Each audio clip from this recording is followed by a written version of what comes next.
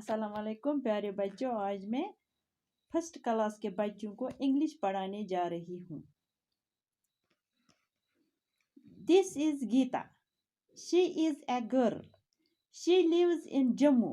She is a player. इस गीता इमिस इश अख कोर इमिस छ नाव Gita.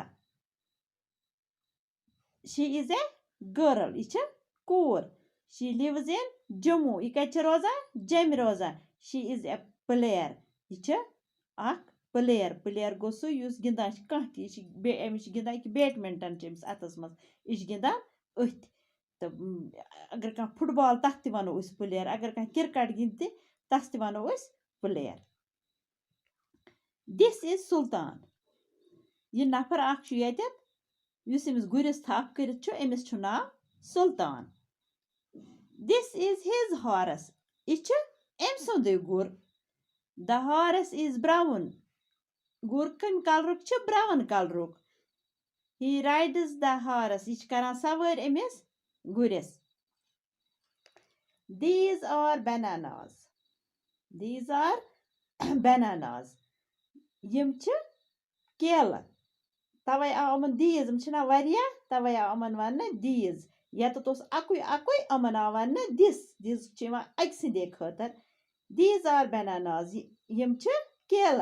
They are yellow and delicious. अख येलो कलर बे मजदार। We eat them. खेवान। They keep us healthy. अम सत क्या गसान सेहतमंद रोजान। सेहतमंद अम सत रोजान। These are tomatoes. बे आव यत these क्या ये वारिया टमाटर।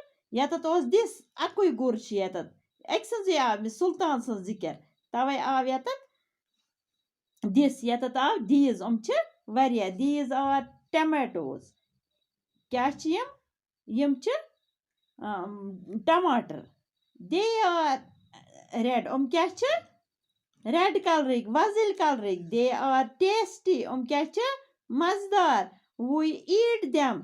क्या करान अमन खेवान। क्या करान खेवान। अच्छा बच्चों खुदा हाफिज।